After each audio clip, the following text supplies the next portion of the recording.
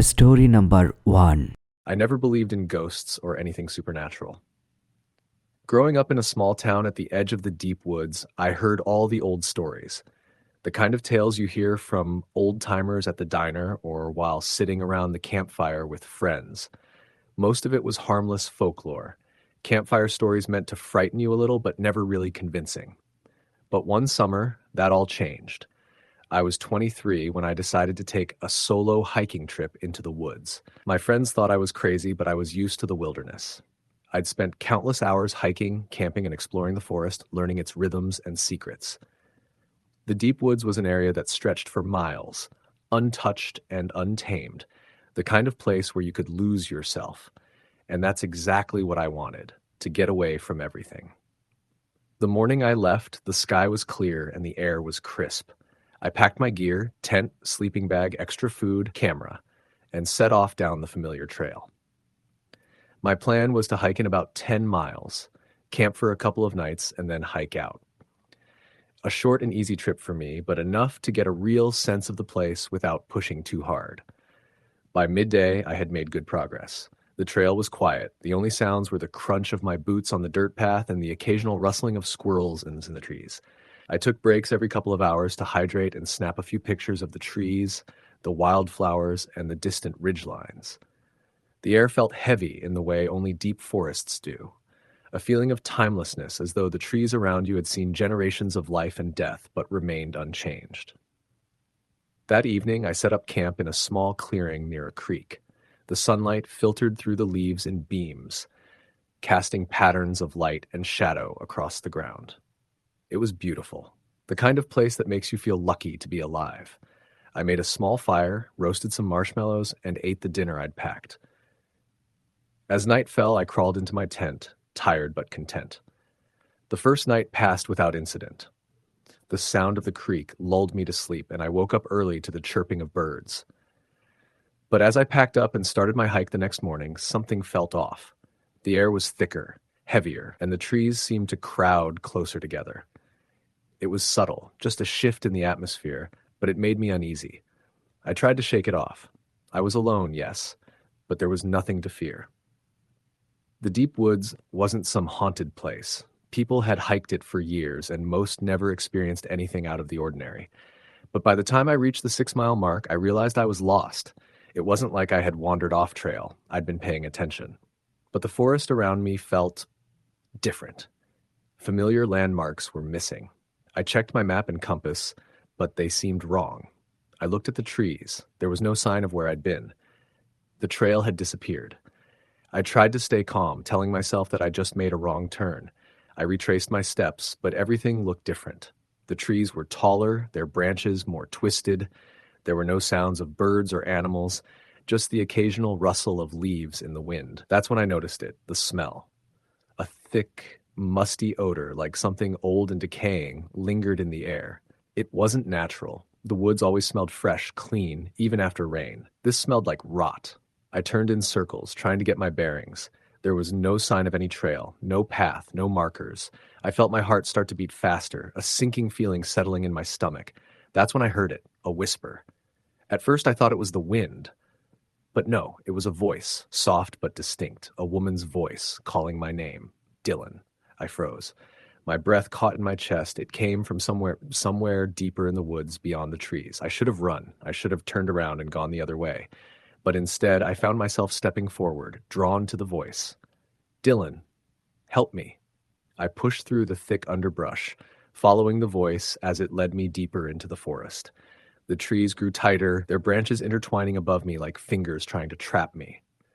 The whisper grew louder, more frantic. Dylan, please, I'm here. I should have turned back, but my feet kept moving, almost on their own. It was like something was pulling me forward, like I was being guided by an invisible hand. Finally, I reached a small clearing. There, in the middle of the space, was an old dilapidated cabin. The wood was gray and rotting, vines crawling up the sides. The windows were boarded shut, and the door hung on one hinge. The place looked abandoned, and yet it felt wrong. The air felt cold, even though the sun was shining through the trees. The voice stopped. I stood there, staring at the cabin, trying to decide whether to approach. My instincts screamed at me to turn and leave, but curiosity had a tight grip on me now. Slowly, I moved closer. The door creaked when I touched it, and I pushed it open with a groan. Inside, the cabin was dark, the only light filtering through cracks in the walls. It smelled like mold and dust, but underneath that there was something else, something sharp and metallic. The air felt thick, oppressive. On the floor in the center of the room was a pile of old clothes. They were torn and stained, some of them covered in what looked like dried blood. I stepped closer, my heart pounding, but I couldn't stop myself. I reached down to touch one of the pieces of fabric, and that's when I saw it. Behind me, in the doorway, stood a figure. At first, it was just a silhouette, but as my eyes adjusted to the darkness, I could see it clearly. A woman. Her face was pale and gaunt, her eyes hollow and dark, her hair wild and matted. She was staring at me, her mouth twisted into an eerie, silent scream. I couldn't move. I couldn't breathe. Then she spoke, her voice a low, guttural rasp. Get out now. I turned and bolted. I didn't look back. I didn't care that I had no idea where I was. I just ran. I ran until my legs burned, until my lungs were on fire. The forest around me seemed to close in, but I pushed forward, stumbling, falling, until I finally emerged onto a dirt path. It wasn't the trail I'd been on, but I didn't care. I just needed to get out. When I finally reached the edge of the woods, I collapsed on the ground, gasping for breath. The air was thick with the scent of pine, but there was no sign of the eerie smell I'd encountered in the woods. I looked back once, but the trees stood still, silent, as though nothing had ever happened. I didn't tell anyone about what happened. I couldn't. Who would believe me? I barely believed it myself. The voice, the figure, the cabin, it all felt like a bad dream. But it wasn't. I never went back to the deep woods after that, and I never will. Some places, some things are better left undisturbed. Story number 2. I had always been drawn to the wilderness. There was something about the vastness of it, the isolation, the quiet, that felt like a balm for my overstimulated mind. Over the years, I'd hiked, camped, and explored remote parts of the U.S., but nothing had prepared me for what happened that autumn. It started as a solo trip into the wilderness of the Bitterroot Mountains. The plan was simple: hike for a week, take photographs, and enjoy the solitude. I'd done trips like this before, so the idea of being deep in the forest didn't frighten me. I had maps, a good tent, supplies, and a reliable compass. This wasn't my first time venturing into the deep, untouched wild. On the first day, everything was peaceful. The weather was cool, and the air smelled crisp with pine and earth. The sun shone through the trees, casting long shadows across the forest floor. It was just me and the towering trees, the occasional rustle of leaves, and the distant call of birds. By the second day, I had reached the area I planned to camp in, a small clearing beside a creek. As I set up my tent and made a fire, I couldn't shake the feeling that the woods around me felt off. I didn't have any particular reason to feel this way. The trees were just trees, the creek just a creek. But there was something unnatural about the silence. No animals, no insects, nothing. It was as though the entire forest had been holding its breath. That night, I couldn't sleep. The fire crackled, and every so often I heard something, a soft, whispering rustle, coming from just beyond the light of my fire. The sounds were faint, but they weren't the typical sounds of wildlife. They were too deliberate, too human. I told myself it was just the wind, but the feeling of being watched didn't go away. The rustling continued, but when I tried to shine my flashlight into the darkness, there was nothing there. Just trees, shadows, and silence. After what felt like an eternity, I finally managed to fall asleep. The next morning, I packed up and decided to move deeper into the wilderness. I had to keep going, but as I walked, I started to notice something odd. Things were starting to look wrong. The trees around me seemed to be closing in, their trunks larger, more twisted, and their bark darker. The light, once bright and filtered through the canopy, was now dim and shadowy. I wasn't sure if it was my imagination, but I felt as though the landscape itself was changing, shifting around me. I had been following a trail, but now it felt like I was no longer on it. Every time I checked my map, the landmarks didn't seem to match. And my compass wasn't helping either. Its needle spun erratically, as though the very earth beneath me was unsettled. By midday, I was completely lost. I tried to retrace my steps, but the trees and terrain all seemed to blend together in an unfamiliar way. I knew I shouldn't panic, but I couldn't help it. This place, this wilderness, felt wrong. It was as if the forest had swallowed the trail whole. I decided to stop and set up camp early, hoping that the next day would bring clarity. As I gathered firewood and prepared my meal, I noticed something strange. There were footprints in the dirt around my campsite. But they weren't animal tracks. They were human, barefoot, and the prints were large, almost unnaturally so. What made my skin crawl, though, was how they seemed to circle my camp, almost as if someone or something had been watching me throughout the night. I hadn't heard anyone approach. The sounds of the forest had been eerily absent all day.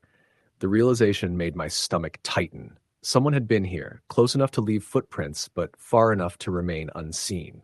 I checked my gear, ensured everything was secured, and kept my knife within reach. Night fell, and once again I found myself in my tent, wide-eyed and listening. The forest was completely silent, the kind of silence that felt thick, suffocating. The sound of my heartbeat was the loudest thing in my ears. I kept telling myself it was just the wilderness playing tricks on me, that it was normal to feel disoriented when you were alone for so long. But then I heard it again. Footsteps. Slow, heavy, and deliberate. I froze. My breath caught in my throat. The sound was unmistakable. Someone was outside my tent, walking in slow, measured steps. My heart hammered against my chest as I reached for my flashlight, slowly unzipping the door. I peered out into the night, but saw nothing. No movement, no figures, only the darkness of the forest around me. I waited and waited. The footsteps continued, still circling my camp just outside the range of the light. And then, just as suddenly as they had begun, they stopped. I didn't know what to make of it, but I knew I had to leave. I was too deep in the wilderness now, and the unease I felt was unbearable. I needed to get out. The next morning, I broke camp and started heading back, hoping to find a familiar landmark or trail. But no matter how much I walked, nothing felt right. The trees, the shadows, the very air, it was all wrong. The wilderness had swallowed me whole, and I couldn't escape it. My map, my compass, none of it made sense anymore. And then at the edge of another clearing, I saw it. A figure. At first, I thought it was just another hiker, someone else lost like me. But as I drew closer, I realized it wasn't a person at all. It was tall, unnaturally so, and its skin was as pale as bone. Its eyes were dark pits, empty and hollow. The thing stared at me without moving, its face expressionless. It was standing by a large weathered tree, and as I took a step closer, the ground beneath me seemed to give way, as if the earth itself was refusing to let me pass. I couldn't move. I couldn't breathe. The figure reached out a long, skeletal hand, its fingers curling toward me. I backed away slowly, my heart in my throat, but it never moved. It just stood there, watching, unblinking, until I turned and ran. I ran until I couldn't run anymore, until my legs burned and my lungs felt like they might explode. When I finally collapsed, exhausted, I found myself back in the clearing with the creek, the place I'd first camped. I don't know how I got there, but I wasn't about to question it. I made my way back to the trailhead the next day, almost in a daze, my mind replaying the image of that pale, hollow-eyed figure over and over. When I finally reached civilization, I didn't tell anyone about what had happened. How could I? No one would believe me. But I know what I saw, and I know what I felt. There was something in those woods, something ancient and dark, that had no intention of letting me leave. I don't hike anymore. I don't go into the wilderness. The forest, that deep wilderness, isn't a place for people like me. Not anymore. Story the end. Story number 3. It started with a decision I regretted almost immediately. I was looking for solitude, for some time away from everything. Work, life, expectations. There were rumors about the deep wilderness, whispers in the small town near the edge of it, but I dismissed them all. Ghost stories, strange happenings, just local lore passed down over generations. I'd been to plenty of remote places, had spent weeks hiking deep into forests with no more than the rustle of leaves and chirping birds to keep me company. The idea that a forest could be haunted seemed silly. I believed in the natural, not the supernatural, so I made my plans to go into the deep wilderness. The land was dense, untouched, raw, a perfect place to get away from the noise and distraction of the world. I packed my camping gear, a couple of books, and my camera, mostly to capture the landscape. After years of living in the city, it felt like a much-needed escape. The town near the wilderness was small, barely a place on a map, and the locals were suspicious of strangers. I stayed at an old inn where the owner, a gruff man with a patchy beard, told me to stay out of the woods after dark. He didn't offer much more than that, and I chalked it up to the usual small-town superstition. The first day in the wilderness was perfect. The sun hung lazily in the sky, and the forest was quiet in that peaceful, calming way. It was a beautiful, untouched stretch of land. I hiked along the trail, stopping to take photos of the towering trees and the moss-covered rocks. I kept my eyes on the path, careful not to stray. I knew that in a place like this, it was easy to get lost. By the time the sun began to set, I found a clearing near a stream. I set up camp, built a fire, and settled in for the night. The sound of the crackling fire was comforting, a steady rhythm against the backdrop of the forest. I ate my meal in silence, the sky gradually darkening to a deep purple. The moon rose, casting a silver glow on the forest floor. The air felt heavy, thick with the smell of pine and earth. That was when I first felt it, a sense of being watched. It was subtle at first, a prickling on the back of my neck that I attributed to the eerie silence of the wilderness. The wind had died down, and there were no animal sounds, no insects buzzing, just the fire and the stillness of the trees. I tried to brush it off. I had spent time in remote places before, and it wasn't unusual to feel a little uneasy when you're alone in the wilderness. Still, I found myself glancing over my shoulder, scanning the edge of the clearing where the shadows of the trees stretched long in the moonlight. I sat by the fire for hours, waiting for the feeling to pass. But when I crawled into my tent later, that unease lingered. It was too quiet, too still. I lay there, staring at the canvas above me, listening to the faint sounds of the forest, the occasional snap of a twig in the distance, the rustle of leaves, but no real movement, no wildlife. The night passed without incident, but I barely slept, and when I woke, the feeling of being watched had only intensified. I was exhausted, but I packed up my camp, determined to continue my hike. I had only been on the trail for a couple of hours when I encountered something strange. The forest was thick, the trail narrow, and I was moving slowly, careful not to trip on the roots that twisted through the earth. The trees were so densely packed that the light barely reached the ground, and the air had a strange quality to it, like something was pressing in on me. The hair on the back of my neck stood up again. That's when I saw it. A figure in the distance, standing still between the trees.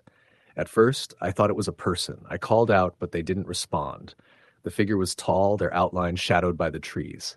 As I moved closer, my heart started to race. There was something wrong about it. The way it stood there, unmoving, unnaturally still. I stepped closer, a part of me still hoping it was just someone else hiking. But as I neared, the figure didn't move. It wasn't a person at all. It was a shape, a silhouette, almost human, but distorted, like something caught between the living and the dead. The air around it seemed to shimmer, and there was a chill in the air, even though the day had been warm. I stumbled back, my heart pounding in my chest. My breath came in short gasps as I turned and ran, crashing through the underbrush, not looking back. I ran for what felt like hours, not stopping until I reached the river I had crossed earlier. Panting, disoriented, I collapsed on the riverbank, my mind racing with disbelief. Had I imagined it? Was I just exhausted from the isolation of the wilderness? I told myself it didn't matter. It was probably just an animal, a trick of the light. I couldn't let fear control me, especially not in a place like this. But the air felt thicker now, heavier, like it was pressing down on me. The whispers started shortly after.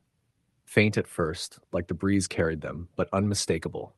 They were soft, barely audible, but they were there. Words I couldn't make out calling to me from deep within the trees. I ignored them, telling myself it was just the wind. But the feeling that something was lurking, something watching, never left. I could hear the rustling in the woods, too, twigs snapping, leaves shifting, faint but persistent. There was something out there, something not quite right. I finally found the courage to head back to the camp. The hike back was uneventful, but by the time I reached the clearing where I had made camp the previous night, I was unnerved. The place felt wrong. The fire pit was still there, the remnants of my camp, but it looked different, darker, as though it had been disturbed. I started to pack my things, my hands shaking. That's when I saw it, a figure in the trees again, but this time it was much closer. I could see the details more clearly. Pale skin, dark, hollow eyes staring directly at me. The same figure I had seen earlier, but this time there was no mistaking it. It wasn't an illusion. It wasn't a trick of the mind. I grabbed my pack and ran. I didn't stop to look back. I didn't care where I was going. I just needed to get out. It wasn't until hours later, when I finally stumbled out of the woods, that I could breathe again. The air felt lighter, the pressure lifting from my chest. The feeling of being followed, of being watched, slowly faded as I walked away from the trees. When I made it to the town, I collapsed at the first diner I found. I tried to explain what had happened, but the words stuck in my throat. The waitress didn't ask any questions. She just nodded sympathetically and handed me a cup of coffee. The man at the counter didn't speak either, but I could tell he knew. He knew what I had encountered. I stayed in the town for another day before leaving, but I never returned to the deep wilderness. No matter how hard I tried to rationalize it, I couldn't shake the feeling that something was out there, that it was waiting, and that some things in the wilderness are better left alone. Story the end. Story number 4. I had always been drawn to the wilderness. Growing up in the northeastern United States, I spent most of my childhood hiking the Adirondacks, exploring their hidden trails, and getting lost in the dense forests. By the time I reached my late 20s, I'd become an experienced hiker and camper, having ventured through remote areas that few people bothered to visit. But nothing had prepared me for the trip I took one late fall. It started as a routine hiking trip. I had planned to head out for a weekend by myself, spending a couple of nights in the deep woods of the Adirondacks, far away from the popular trails and campsites. My plan was simple: to get some solitude, enjoy nature, and clear my head. I had been under a lot of stress lately, and I figured this would be the perfect way to recharge. I started out early on a Friday morning with the sun just beginning to break over the treetops. I carried a large pack with supplies for the weekend: food, water, a tent, sleeping bag, and my trusty compass. The first couple of hours were peaceful, the path well-trodden and familiar. The air was crisp, the colors of fall still hanging on in the trees, and I felt at ease in the wilderness. I've always loved the sound of the leaves crunching beneath my boots, the smell of the damp forest floor, and the occasional bird song. However, by midday, I began to notice something strange. The woods had become eerily quiet. There were no birds chirping, no rustling in the trees. I felt it more than I heard it, the deep silence pressing in on me. It wasn't like the usual quiet of the wilderness, but a profound, unnatural stillness. I tried to shake off the feeling, thinking it was just my imagination running wild, but the longer I walked, the more unsettled I became. I decided to take a break, sitting down by a small creek to drink some water and eat a snack. The stillness around me was unnerving, and I found myself glancing over my shoulder, feeling as though I were being watched. But when I turned, there was nothing but the trees stretching endlessly in every direction. I convinced myself I was just being paranoid, and after a few minutes, I packed up and continued on my way. The trail soon became less defined, and the dense forest swallowed me up. I was used to this, though. Often, the best parts of hiking involve veering off the beaten path and exploring unmarked areas. But this time, something felt different. The trees seemed to loom larger, the shadows deeper, and the air had a chill that didn't seem to match the season. I kept pushing forward, eager to find a place to set up camp before dark. By the time the sun started to dip, I realized I was completely disoriented.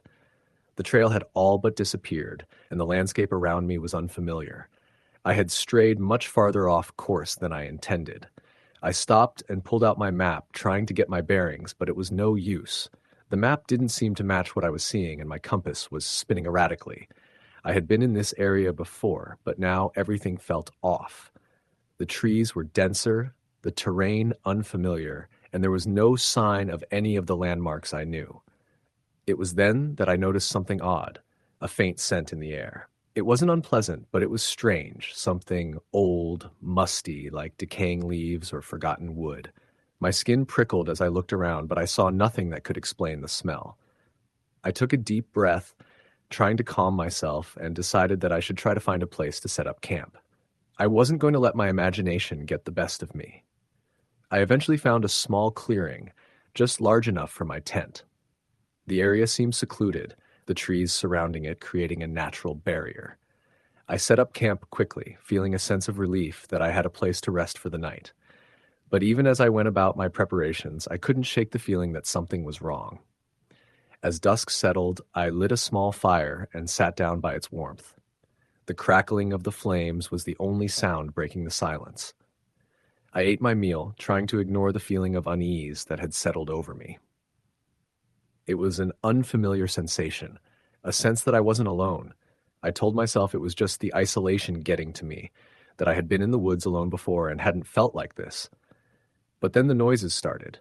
At first, it was subtle, soft rustling, like someone brushing against the undergrowth. I paused, listening intently, but heard nothing more. I shrugged it off. It could be an animal, I reasoned. But the rustling came again, closer this time, followed by what sounded like footsteps, slow and deliberate, stepping carefully through the fallen leaves. I stood up, my heart pounding in my chest, and grabbed my flashlight. I shone the beam into the darkness around me, scanning the trees, but there was nothing. No movement. No sign of anything at all. I stood there for a long time, feeling the weight of the silence press against me, before I finally sat back down, trying to convince myself that I was just imagining things. But the noises didn't stop. In fact, they grew louder, the footsteps becoming more distinct. I couldn't shake the feeling that someone, or something, was moving just beyond the reach of my light, circling my camp. I tried calling out, but my voice sounded hollow, swallowed by the oppressive quiet of the forest. There was no response, no acknowledgement, just the slow, rhythmic steps growing closer. I felt a chill crawl up my spine. The hairs on the back of my neck stood on end as I realized that whatever was out there wasn't trying to hide. It was drawing closer as if it wanted me to know it was there. Then I heard something that made my blood run cold. A whisper. It was faint, so soft that I thought I might have imagined it, but it was unmistakable. The voice was low and gravelly, as though it had been weathered by time, and it seemed to come from just behind the trees. I couldn't make out the words, but the tone was enough to send a shock of fear through me. My mind raced. Was someone playing a prank? Had I stumbled across a group of campers who had gotten a little too deep into the woods? I had to find out what was going on. I grabbed my flashlight again and began walking toward the source of the noise, the beam cutting through the dark. The footsteps stopped, and the whispering grew faint, almost as if the presence had retreated. I moved cautiously, my heart pounding in my ears, until I reached the edge of the tree line. The ground sloped downward, leading to a small ravine. I shone the light into the depths, but saw nothing. Then, out of the corner of my eye, I saw it. A figure, standing motionless near the trees at the edge of the ravine. It was tall, cloaked in shadow, and its features were indistinct. The only thing I could make out were its eyes, dark, hollow, and staring directly at me. The figure didn't move, didn't speak. It just stood there, watching me. I froze, my breath catching in my throat. My body screamed at me to run, but I couldn't move. It was as though the forest itself was holding me in place. The figure remained still for what felt like an eternity, and then, as suddenly as it had appeared, it vanished. One moment it was there, and the next, the darkness swallowed it whole. I ran. I didn't stop to pack up my gear or check my supplies. I just ran, blindly charging through the woods, my flashlight bouncing erratically as I tried to make my way back to the trail. Every rustle in the leaves, every snap of a branch made me jump, my heart hammering in my chest. It wasn't until I stumbled upon another hiker several miles down the trail, someone who had been camping nearby, that I finally stopped. He looked at me, concerned, but all I could do was point toward the forest, breathless and terrified, unable to explain what I had experienced. I left the woods that night and didn't return for years. The image of that figure, the cold, empty eyes, stayed with me. And even now, whenever I find myself in the wilderness again, I can't shake the feeling that something is watching me from the deep woods, waiting for me to return. Story the end. Story number 5. I was never one to believe in ghost stories, not in any serious way. The supernatural always seemed like the realm of myths and legends, things you hear around a campfire or read in a book, but never something that could actually touch your life. But the events that unfolded during that summer changed everything for me. It started with a trip to the deep wilderness, a place so remote that even the locals had begun to forget about it. The small town I was staying in, nestled at the edge of the forest, was filled with old-timers who spoke in hushed tones about the place. They'd laugh it off as nonsense when I asked about it, but there was always something in their eyes, something that made me curious. The plan was simple. I wanted to disconnect. A solo backpacking trip. I'd spent time hiking before, but this would be different. The deep wilderness was known for its rugged, uncharted terrain, with vast stretches of forest and wild animals roaming freely. I wasn't concerned, though. I had all the right gear, a solid map, and a sense of adventure. I'd been hiking and camping for years, and nothing could shake my confidence. I set off in the morning, my backpack heavy with food, water, and gear for a week-long stay. The sun was high in the sky as I made my way into the trees, the air fresh and cool. The trail was quiet, save for the occasional chirp of a bird or rustle of leaves. The deep greens of the forest swallowed me whole, and soon I was alone, with nothing but the sound of my footsteps and the occasional wind stirring the branches. By the time the sun began to set, I had covered a fair amount of distance. I found a small clearing next to a creek and decided to make camp. The ground was soft and the water flowed gently nearby. I set up my tent, made a small fire, and settled in for the night. As the fire crackled and the stars began to emerge, I felt at peace. This was exactly what I needed. No distractions, no worries, just the wilderness and me. But that peace didn't last long. Around midnight, I woke to a sound, soft, almost imperceptible. At first, I thought it was just the wind, or perhaps an animal moving through the trees. But then it came again.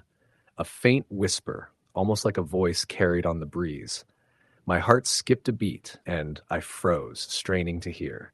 It wasn't the wind, and it wasn't an animal. It was unmistakable. The voice was distant, faint, but clear enough for me to make out the words. Help. Help me. I sat up, my pulse racing. My first instinct was to dismiss it. Maybe it was someone else, another hiker in need of help. But there was something unsettling about the voice. It was eerie, as though it was coming from the depths of the forest itself, and the sound carried no urgency, no real sense of distress. It was as though the voice was simply asking. I wasn't sure if I should investigate or stay put. I waited in silence for several minutes, my eyes darting around the camp, scanning the dark woods beyond the firelight. Nothing moved. No figures, no shadows, just the thick blackness beyond the reach of the fire's glow. My breathing slowed, and I tried to convince myself it was nothing, maybe just an animal or a figment of my imagination. But then the whisper came again, this time closer. Help me, please. I couldn't ignore it any longer. I grabbed my flashlight and unzipped the tent, stepping cautiously into the cold night air. The forest was eerily still, the only sound the soft rustling of the leaves. I called out into the darkness, unsure if I was addressing someone or simply trying to reassure myself. Hello? Is someone out there? I shouted, my voice breaking the silence. There was no response. I waited for a moment longer, but still nothing. It felt as though the forest itself was holding its breath, waiting. I turned back toward my camp, but as I did, I saw something move in the shadows, a figure, barely visible, standing at the edge of the clearing. It wasn't a person, not exactly. The shape was wrong, distorted. It seemed to shift, like a mirage, a shadow that couldn't quite hold its form. I took a step backward, heart pounding in my chest. I didn't know what to do. My mind raced, trying to come up with a logical explanation. It was probably just an animal, maybe a trick of the light or my mind playing games on me. But as the figure slowly moved toward the firelight, I saw it more clearly. It was a woman. At least, that's what I thought at first. But her features were blurred, indistinct. Her face seemed to shimmer in and out of focus, and her body moved in unnatural jerks like something pulled by strings. She was wearing old, tattered clothing, torn in places as if she'd been wandering the woods for years. I froze, unable to move. The figure was almost within arm's reach, but I couldn't make out her face. The air around me grew colder, and I felt a chill settle deep in my bones. Her eyes, if they could even be called eyes, were hollow, dark pits that seemed to draw me in. The whisper came again, this time louder, more desperate. Please, help me. I wanted to run, to scream, to get out of there. but my body refused to obey. I was paralyzed, caught in the grip of something I couldn't explain. The woman's distorted form reached out, her hand moving toward me. But before she could touch me, the ground beneath her seemed to shift. The trees around us creaked, and a gust of wind swept through the clearing, extinguishing my fire in an instant. For a moment, everything was dark. Then, just as suddenly as it had gone out, the fire flickered back to life. The figure was gone. I stood there in stunned silence, the fire crackling in the still air, but the woman was no longer there. I was alone again. My breath came in short gasps, and my heart was racing. My mind screamed at me to leave, to pack up and get out of the woods before something else happened, but my legs felt like they were made of stone. I couldn't move. I don't know how long I stood there, just staring into the fire. But when I finally regained control of my body, I packed up as quickly as I could, barely taking time to gather my things properly. I didn't care. I had to leave. The hike back to the trailhead felt like an eternity. Every noise in the forest seemed amplified. Every shadow felt like it could be hiding something. I didn't stop once, barely even looking at the map. I just kept moving, pushing myself harder and harder until the sun began to rise and the town came into view. When I returned to the small town, I didn't tell anyone what happened. Who would believe me? It sounded insane, even to me. I just left my gear at the inn, paid my bill, and caught the first bus out of town. I never returned to the deep wilderness. Over the years, I tried to tell myself it was just a dream, or maybe a hallucination brought on by the isolation. But deep down, I know what I saw. And no matter how much I want to deny it, I know that something in those woods is still waiting. I don't know who she was or why she was there, but I learned that some places in the world aren't meant to be explored. Some stories are better left untold, and some ghosts should remain in the shadows. Story number 6. The forest was dense, too thick for my liking. I had always been the kind of person who enjoyed the quiet of nature, the smell of the trees, and the feeling of being alone with my thoughts. But the deep woods, they were different. A place that locals avoided. Even the most experienced hikers in the area warned against venturing too far in. They said it wasn't safe, though no one could ever quite explain why. I ignored the warnings, of course. It was the last weekend before winter fully set in, and I needed to get away from the city. It had been an exhausting year, filled with too many late nights at work and too little time for myself. So, when a colleague suggested the deep woods as a place for a weekend hike, I thought, why not? What could go wrong? I made my way to a small cabin on the outskirts of town, rented for the weekend. The town itself was quaint, but I felt a subtle tension in the air. The people were quiet, eyes avoiding mine whenever I spoke to them. I chalked it up to the small town nature of things. Nothing out of the ordinary. When I asked about the deep woods, most people gave me a half smile or shrugged, but no one seemed eager to offer much information. The cabin was remote, isolated on a ridge with a breathtaking view of the surrounding mountains and forest. I spent my first day exploring the small area near the cabin. It was peaceful, quiet, with nothing but the sound of rustling leaves and the occasional call of a bird. But something tugged at the back of my mind, an eerie sense of being watched. That evening, as I sat on the porch watching the sun dip behind the mountains, an old man approached. He was bent over, his gait slow, his clothes worn. His face was weathered by time, but his eyes were sharp. He stopped at the bottom of the steps and stared up at me, his gaze unnervingly intense. "You're going into the woods?" he asked, his voice raspy but firm. I nodded. "Just for a short hike tomorrow. I've heard it's beautiful in there." The man didn't respond immediately. He just stared, and for a moment, I thought he was going to say something else. His eyes seemed to flicker toward the darkening forest, and then back at me. "Don't go too far," he said quietly, then turned and walked away without another word. I felt a shiver crawl down my spine. But like any other curious person, I dismissed it. Old men like him like to tell stories to spook outsiders, right? Nothing more to it than that. The next morning, I set off into the woods. The trail was easy to follow at first, just a narrow path lined with overgrown ferns and wildflowers. But as I moved deeper into the forest, the trail became harder to distinguish. The trees grew taller and more gnarled, their roots twisting out of the earth like fingers reaching for the sky. The sunlight dimmed under the thick canopy above, casting an eerie half light over the ground. As I walked, I tried to shake off the unease that had started to settle in. It was probably nothing, just my imagination playing tricks on me. But every now and then I felt that strange sensation again, like something was following me, watching me from the shadows.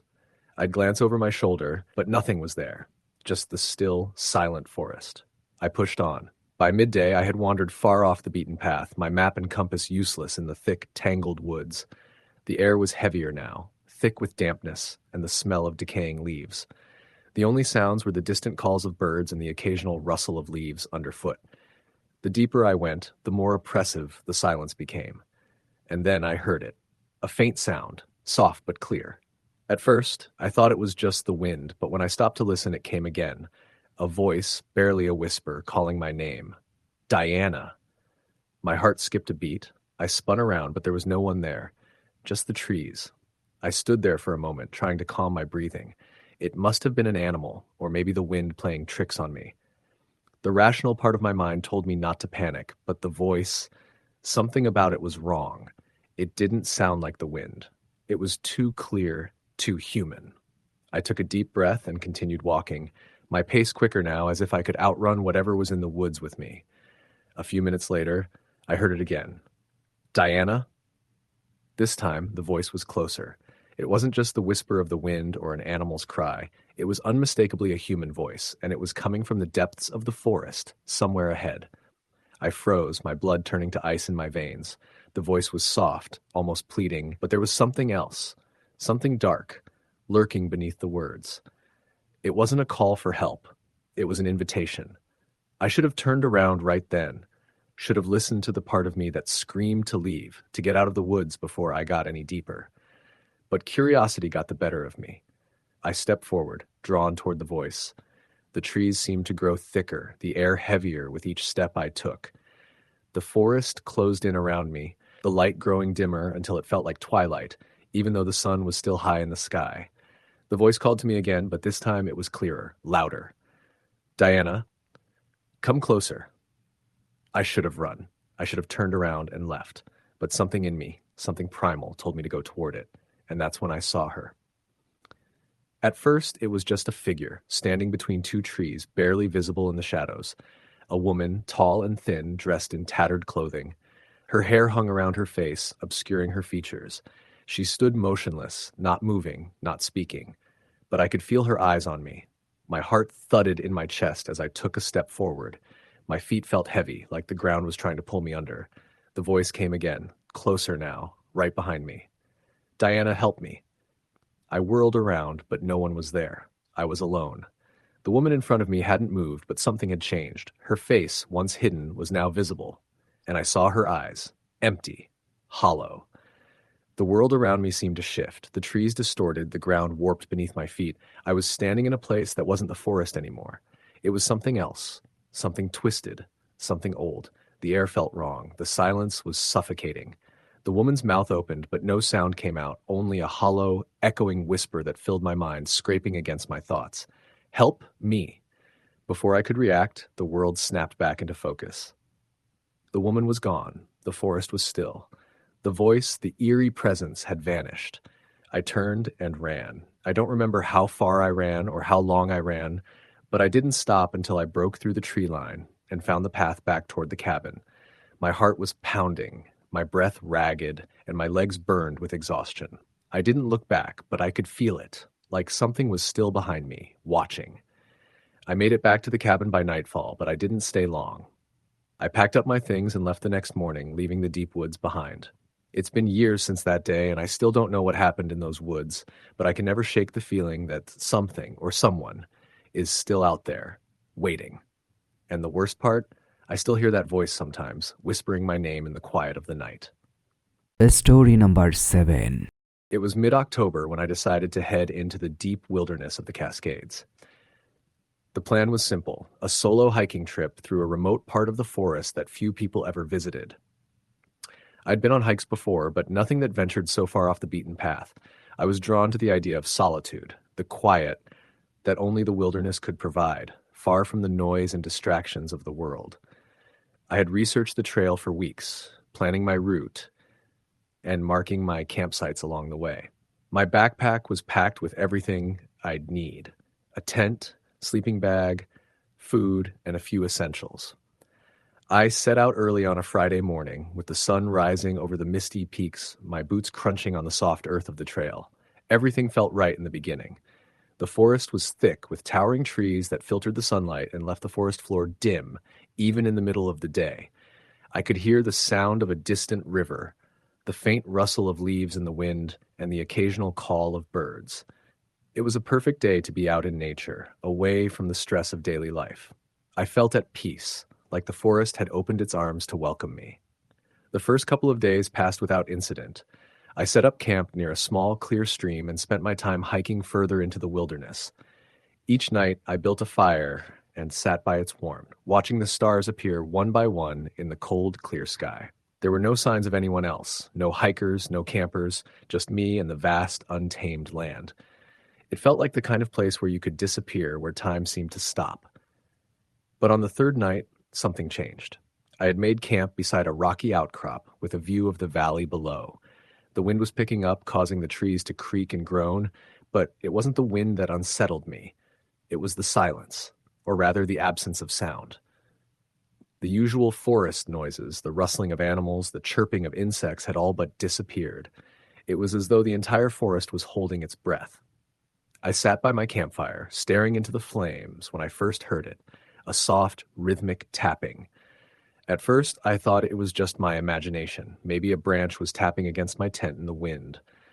But the tapping continued, slow and deliberate, coming from the direction of the trees just beyond my camp. It wasn't the sound of a tree branch. It was more like footsteps, but not quite human. I froze, trying to listen closely, but the wind picked up again, masking the sound. I chalked it up to the usual tricks the mind plays when you're out in the wilderness alone, and I went to bed, but sleep didn't come easily that night. Every time I closed my eyes, the tapping returned, louder and closer. I lay in my tent, wide awake, listening to the odd rhythm that seemed to echo in the distance. I even ventured out of the tent, but the forest was still, too still. No wind, no animal sounds, just the oppressive silence and the tapping. In the morning, I gathered my things quickly and packed up camp, eager to get moving. But as I trekked deeper into the wilderness, I felt that same sense of unease creep over me. The forest seemed darker, more oppressive. The trees grew closer together, their trunks twisted and gnarled, their branches like claws reaching down to pull me into the shadows. I tried to shake off the feeling, telling myself it was just fatigue setting in, but something wasn't right. By midday, I reached a point on the trail where it split into two directions.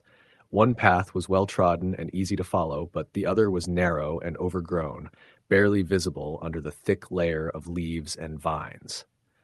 I had considered taking the overgrown path, a detour I had read about in one of the hiking forums, but I had hesitated. It was longer and a bit more treacherous, but something about it called to me. Without thinking, I veered off the main trail and onto the narrow path. The farther I walked, the more overgrown it became. The forest closed in around me, the trees almost suffocating.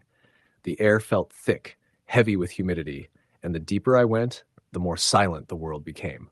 There were no sounds, not even the usual birds or insects.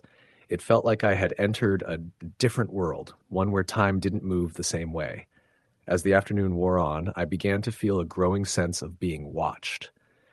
It wasn't something I could explain, but I couldn't shake the feeling that someone, or something, was following me through the woods. Every now and then I would hear a twig snap behind me, or the softest rustle in the brush. But when I turned around, there was nothing there. Just the dense trees and the creeping vines. At one point, I stopped to take a drink of water from my bottle, and as I did, I saw something that made my heart skip a beat. Through the trees, not too far from where I was standing, there was a figure. It was standing still, just outside the range of my vision. The figure was tall, obscured by shadows, and for a moment I thought it was another hiker. But the more I looked, the more wrong it felt. There was no movement, no sign that this was a person. Just a dark shape, standing motionless in the distance. I blinked, and when I looked back, the figure was gone. I wasn't sure whether I had imagined it or not, but the sense of unease only deepened. I quickly packed up and decided to head back to the main trail. I was nearly out of water, and the thought of continuing on in the oppressive silence of the deep woods didn't sit well with me. But as I retraced my steps, I realized something chilling. The path I had come down was no longer visible. The overgrown trail had disappeared, swallowed up by the dense vegetation.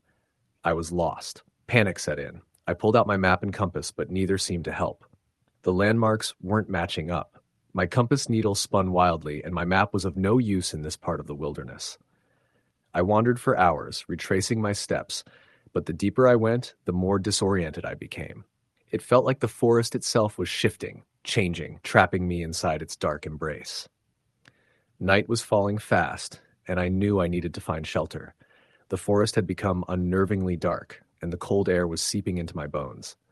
I found a small clearing and decided to set up camp for the night, hoping I would be able to figure out where I was in the morning. As I started to build a fire, I heard something again. Footsteps, but not like before. These were louder, more distinct, like someone was walking toward my camp. I grabbed my flashlight and pointed it into the darkness, but there was nothing there, just trees. And the footsteps stopped. I told myself it was just an animal, maybe a deer or a bear, but the feeling of being watched returned. I tried to settle down and sleep, but the footsteps continued, circling my camp. The more I listened, the clearer they became. They were closer now, almost like the person or thing was right outside my tent. I kept my flashlight trained on the area, but nothing ever came into the light. The footsteps, the sounds, they were just outside my vision, just beyond my reach. And then I heard it, a voice, low and guttural, as if it had been there all along, hidden in the trees. It wasn't words, not exactly, but something primal, like the sound of wind through the trees or the call of an animal. But this was different. It felt like it was coming from deep within the forest, a voice that wasn't meant for human ears. I couldn't take it anymore. I grabbed my things, ran out of the clearing, and bolted back down the trail, no longer caring where I was going. My heart pounded in my chest, my breath coming in short gasps, but I didn't stop. I didn't dare look back. I finally stumbled back onto the main trail after what felt like hours of running through the dark. I didn't stop until I reached the nearest ranger station at dawn. I was exhausted, shaking, and terrified. The rangers gave me water and a blanket, but they didn't ask any questions. They didn't need to. I don't know what I heard in that deep wilderness or what I saw. I don't know if it was real or if the isolation had gotten to me. But I know this, I will never set foot in that part of the woods again. Story the end. Story number 8. I had always loved hiking. The peace of being alone in the woods, the crisp air, the hum of life that surrounded me. There was something about it that grounded me. I grew up in a small town, not far from a vast forest that stretched on for miles. Locals called it the Deep Woods, and while it was a beautiful place, there was a strange tension surrounding it. People didn't go too far into the woods, especially not after dark. As a child, I had heard the stories, the whispers about strange sounds, disappearances, and things that didn't quite belong in the forest. I always thought they were exaggerated, the stuff of folklore meant to keep kids from wandering too far. As I got older, I ignored the warnings. I had spent hours hiking in those woods, never straying too far off the beaten path. That was until the summer I decided to take a solo trip deep into the forest, a place where I'd never gone before. I had a map of the area, a good compass, and the usual survival gear. Nothing fancy, but enough to keep me safe for a weekend out in the woods. I had heard of a spot a few days hike in, an old campsite by a small creek, and decided that would be my destination. I knew the trail wasn't heavily traveled, but I didn't think much of it. I wasn't concerned. It was just a few days in the wilderness. What could go wrong? I left early in the morning, the sun still low in the sky, and started my trek. The path was narrow, shaded by towering pines and thick brush. The forest was dense but beautiful. I didn't mind the silence. It felt peaceful. I walked for hours, passing streams and patches of wildflowers, stopping occasionally to take a break and drink water. By the time afternoon rolled around, I had ventured quite far into the woods. The air felt cooler, the light dimmer, as the trees thickened around me. That was when I began to feel it. Something was wrong. It was subtle at first, a nagging feeling at the back of my mind that something wasn't quite right. The hairs on the back of my neck prickled, and I had the distinct feeling that I was being watched. I stopped, looked around. The forest was still, the only sound the rustling of the leaves in the wind. Nothing seemed out of the ordinary, but that feeling lingered, pressing down on me like a weight. I told myself it was just my imagination, that I was letting the stories from my childhood get to me. I took a deep breath and continued. I reached the campsite by nightfall. It was nothing much, just a few flat rocks by the creek, the remnants of an old fire ring. I set up my tent quickly, eager to make my dinner and settle in for the night. The shadows lengthened as the sun dipped below the horizon, and the woods around me became quiet, unnervingly quiet. As night fell, the wind died down and the usual sounds of the forest ceased. There was no rustling, no chirping insects, no calls from birds. The silence felt unnatural, as though the woods were holding their breath. I sat by the fire, trying to shake the unease that had settled over me. The flames crackled, casting long shadows, but I couldn't shake the feeling that something wasn't right. It wasn't until I heard it that I realized just how quiet the forest really was. A soft rustling noise, barely audible, came from the trees behind me. I froze, the hairs on the back of my neck standing on end. It was too quiet for an animal. The rustling was deliberate, methodical. I glanced over my shoulder, but the forest was pitch black, the trees so dense that I couldn't see more than a few feet beyond the light of the fire. I tried to dismiss it as the wind, but then I heard it again. Closer this time. It was unmistakable. Someone, or something, was moving in the woods. My heart raced. I stood up quickly, grabbing the flashlight from my pack, and shined it into the darkness. Nothing. I felt a chill run through me as I scanned the trees, my breath shallow and quick. There was no sign of anyone, but the feeling that I wasn't alone only grew stronger. I was about to turn back to the fire when I saw it, a figure, barely visible in the darkness, standing between two trees just beyond the reach of the light. It was tall, thin, almost unnaturally so. Its limbs were long, its body slightly hunched. I couldn't make out any features, only the dark outline of its form. My heart stopped. I blinked, trying to convince myself that it was just a trick of the light, but when I opened my eyes again, it was still there, standing motionless, staring at me.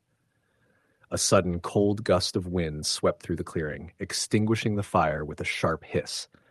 The world plunged into darkness. I fumbled for my flashlight, hands trembling, and flicked it back on. The figure was gone. I don't know how long I stood there, my breath coming in short, panicked gasps. My mind raced, trying to make sense of what had just happened, but there was no logical explanation. No one could have moved that fast, and there was no way I hadn't seen it. I bolted for my tent, a surge of adrenaline pushing me forward. I locked the door and huddled inside, trying to calm my nerves. I told myself I was being foolish, that it was just a trick of the mind, the darkness playing games with me. But even as I tried to reason with myself, I couldn't shake the feeling that I wasn't alone, that something was watching me from the trees. I didn't sleep that night. I stayed awake, every little sound making my heart race. The silence outside was oppressive, suffocating. And then, just as I was beginning to drift off, I heard it again. A whisper, soft but clear. "Help me." I shot up in my sleeping bag, my pulse pounding in my ears. The voice had come from outside, somewhere near the edge of the clearing. It was faint, distant, but unmistakable. My breath caught in my throat, and for a moment I thought I might be dreaming. But the voice came again, this time louder, more insistent. "Help me." It was a woman's voice. The desperation in it sent a chill through me. I grabbed my flashlight again, stepped out of the tent, and scanned the trees. There was nothing but the darkness. I called out, my voice shaky, "Hello? Is someone out there?" Silence. The whispering stopped. I stood there for a long moment, my flashlight shaking in my hand. I wanted to run. I wanted to get out of the woods, to leave whatever had been haunting me behind. But something held me there. Something I couldn't explain. I didn't hear the voice again that night, but the feeling of being watched never left. When morning came, I packed up my camp as quickly as I could, my hands trembling, my mind still reeling from the events of the night. The woods felt suffocating now, the air thick with something unnameable. I couldn't wait to leave. I didn't tell anyone in town what happened. Who would believe me? I didn't know what I had experienced, but I was certain of one thing. Whatever it wasn't human. The rest of my time in the town was uneventful, but the memory of that night lingered. Sometimes, when I'm alone, I still hear that voice, the faint whisper calling out for help as though it's trapped in the woods, forever waiting. And sometimes when I close my eyes, I can still see that figure, tall and thin, standing in the darkness, watching. Story the end. Story number 9. I'd spent years exploring the wildest corners of the Pacific Northwest, far beyond where most hikers or campers dared to go. The kind of places where the only sounds were the wind rustling through trees and the occasional call of a distant animal. There's a deep peace that comes with being in the wilderness, but also an unsettling feeling, an understanding that nature has a way of concealing its secrets. The deeper you go, the harder it is to leave. That's what I'd always loved about it. The plan was simple, a week-long solo trek into the Cascade Range, aiming for a remote area that hadn't seen human foot traffic in years. No trails, no campsites, just raw wilderness. I'd read about it in a hiking forum and knew this would be my chance to experience something untouched, to challenge myself. I'd packed everything I needed for a week in the woods: tent, sleeping bag, food, water purification tablets. The first couple of days went as planned. I woke early, hiked for hours, camped at night, and fell asleep to the hum of the wilderness. The solitude was just what I needed to clear my head. The forest, dense and unbroken, felt like a world of its own. But as the days passed, I began to feel a subtle shift, a heaviness in the air that I couldn't explain. The fourth day was when things started to feel wrong. I woke up early, like always, and packed up my camp as the sun barely began to rise. The morning fog clung to the trees, the air cool and still. The forest was unnervingly silent. No birds, no insects, just the soft crunch of my boots on the dirt. The quiet was unusual for this area. I'd been here before, and even when the wildlife was sparse, there was always some sound, an animal scurrying, the rustle of leaves, something. But today, nothing. I shrugged it off, convinced that I was just imagining it. I had grown used to being alone in the woods, and maybe the silence was just part of being far from the usual trails. But the more I walked, the more uncomfortable I felt. It was as though the trees were closing in on me, the branches leaning closer, their shadows growing longer. By midday, I found a small stream and decided to rest. I took a break, had some water, and sat by the water, listening to the flow as it cascaded over rocks. The stillness of the forest surrounded me. It was disorienting. I'd always been a lover of the silence that nature offered, but this was something different. A quiet so deep it almost felt like it was pressing in on me. I tried to shake the feeling and stood up to move on, but that's when I saw it. From the corner of my eye, I noticed a figure standing just beyond the trees. It was tall, impossibly still, and for a second, I thought it might be another hiker. But no one was supposed to be out here. This was one of the most remote areas of the Cascades. I turned my head fully, but the figure was gone. I rubbed my eyes, trying to convince myself that it was just a trick of the light, a shadow cast by the trees. I had been in this kind of terrain before, where the density of the woods could distort what you saw, but something about it nagged at me. I didn't linger by the stream for long. I packed up quickly and kept moving, trying to ignore the sense that I was being watched. As evening approached, I found a small clearing where I set up camp for the night.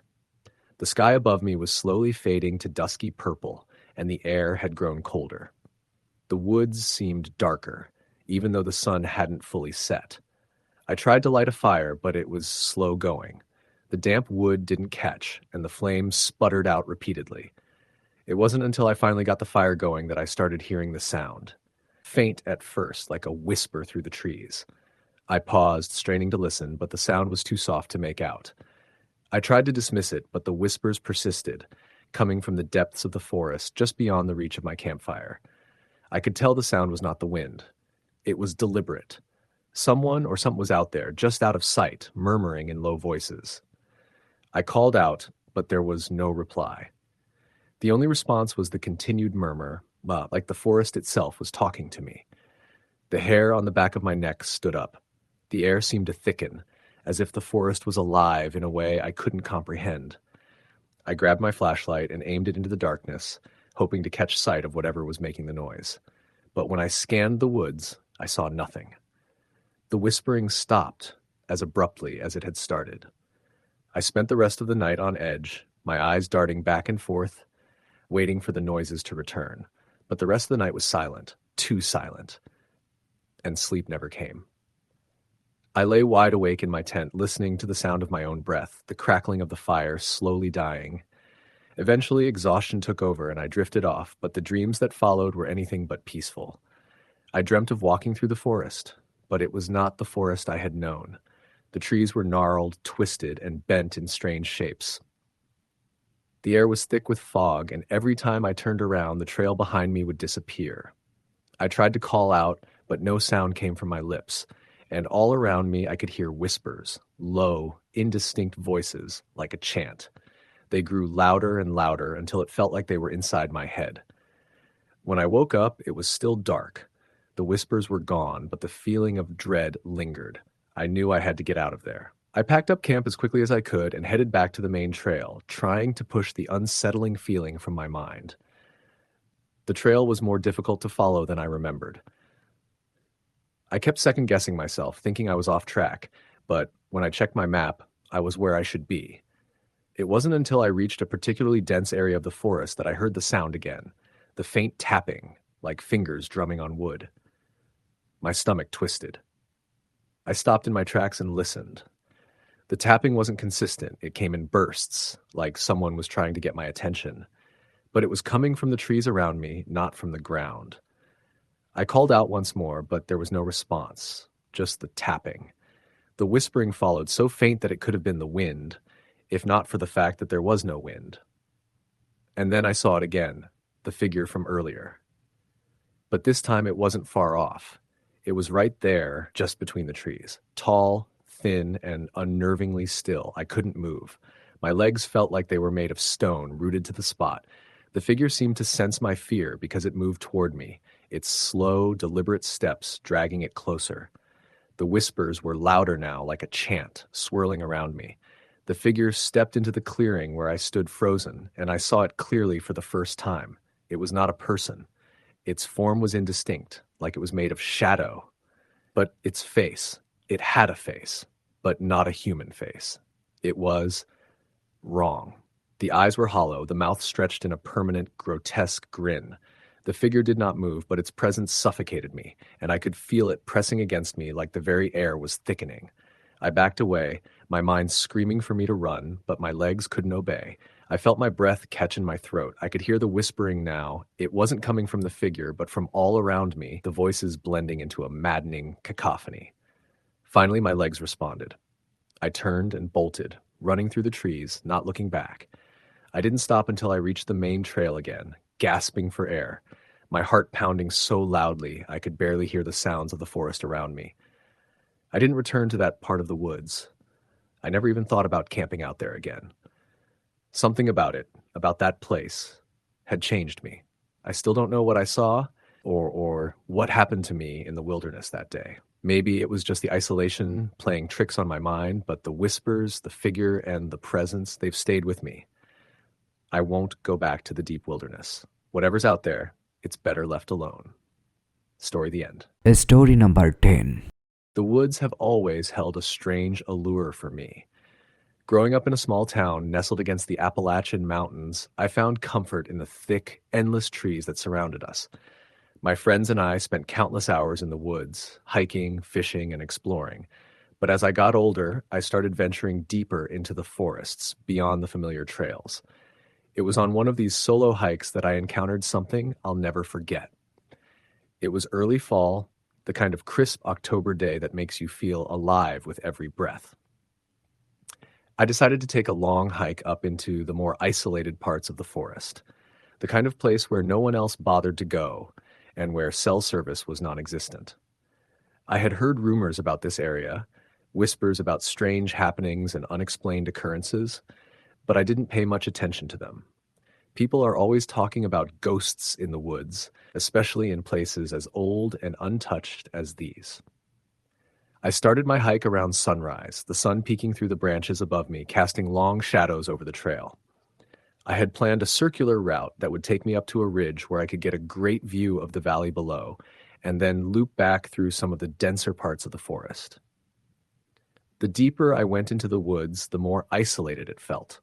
The usual sounds of birds and animals were sparse, though I thought nothing of it. It was early in the season, and I figured the animals were probably preparing for the coming cold. As I trekked on, the forest grew quieter, almost unnervingly so. There were no more rustling leaves, no squirrels darting through the underbrush, just the occasional creak of the trees in the wind. Around noon, I decided to take a break at a small clearing. It was a peaceful spot with a trickling stream nearby, and I set my pack down, sitting on a rock to enjoy the silence. I had just taken a sip of water when I heard something. At first, it was a faint sound, almost like the rustle of leaves being disturbed. I figured it was an animal, maybe a deer, but it wasn't the usual rustling. It was too deliberate, too rhythmic. It sounded like footsteps. I immediately tensed, my mind racing. I had seen no one on the trail when I started, and this area was far off the beaten path. I waited in silence, straining to listen. The footsteps continued, slowly at first, but then they picked up pace, coming closer. I stood up, scanning the tree line, trying to spot any movement, but there was nothing. The forest remained still, the trees unmoving. I felt a prickling sensation on the back of my neck, the hairs standing on end. I called out, my voice sounding strange and small in the vastness of the woods. Hello? No answer. Just the footsteps, now unmistakably louder, moving closer. My heart started to race, and I backed away slowly toward the trail. But as I turned, I caught a glimpse of someone, standing just beyond the clearing. It was a figure, barely visible among the trees, tall and thin, almost blending into the shadows. I froze. It didn't move, but I could feel its presence. The air around me felt heavier, colder. I stood there for what felt like an eternity, trying to convince myself it was just another hiker or some figment of my imagination. But deep down, I knew it wasn't. The feeling of being watched, of being stalked, gripped me. The figure remained motionless, its outline barely perceptible in the dimming light.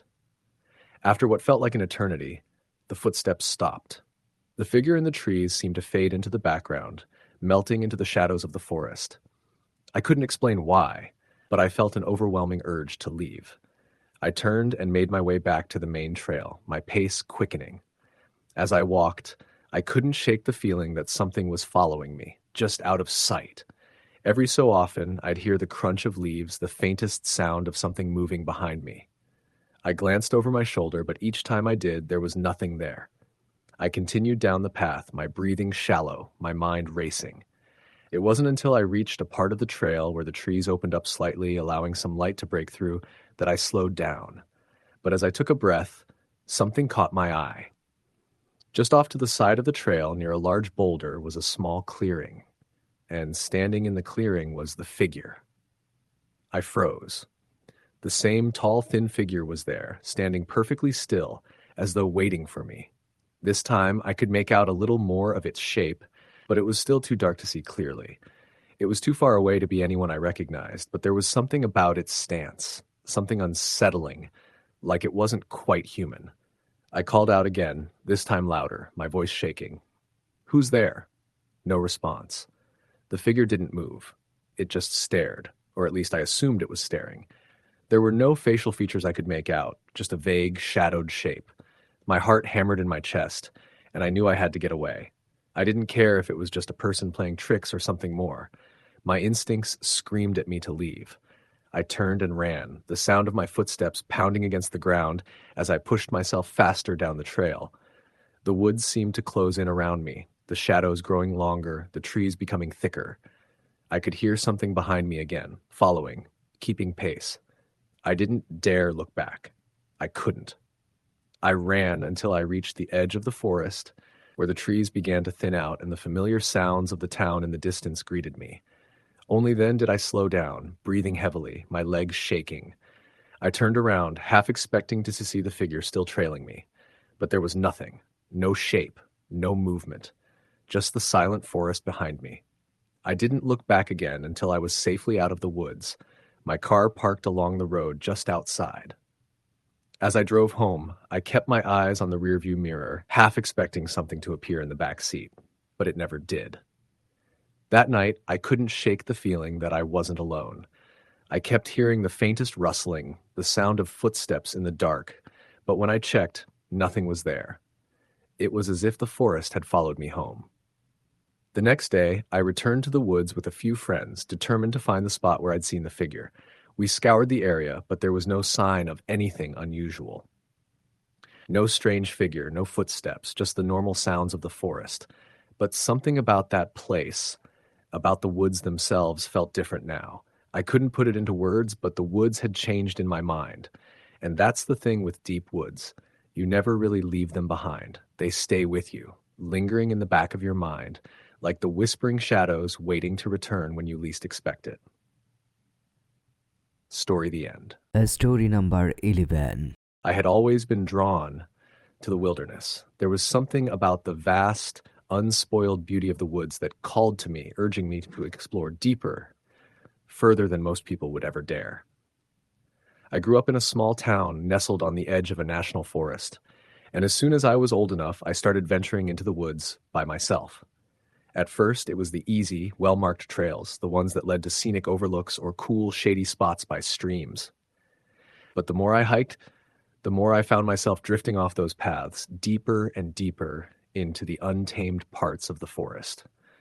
The locals always told stories about the deeper parts of the woods, stories of strange sounds, of disappearances, and of eerie lights flickering between the trees at night. But I was a skeptic. I had always dismissed these tales as nothing more than old legends designed to keep people away from areas that were hard to reach. One weekend in early autumn, I decided to venture deeper into the forest than I ever had before. I had a map, a compass, and my usual hiking gear. I knew the woods well, or so I thought, but this was going to be an adventure, an opportunity to see the forest in a way few people ever would. I didn't tell anyone my plans. I didn't want to be held back by questions or concerns.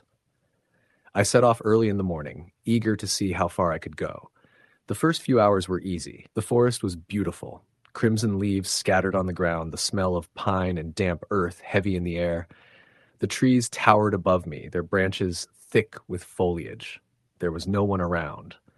It was silent, save for the occasional rustling of leaves as small animals scurried through the underbrush. But as I ventured further, the woods began to change. The trees grew denser, their trunks thicker, their branches intertwining high above, blocking out the sun. The forest floor grew uneven, the ground softer, as if it had not been touched by human feet in years. I paused, taking in my surroundings. There was an unsettling stillness in the air. No birds, no squirrels, no distant rustling of creatures moving about. The only sounds were the faint wind moving through the leaves.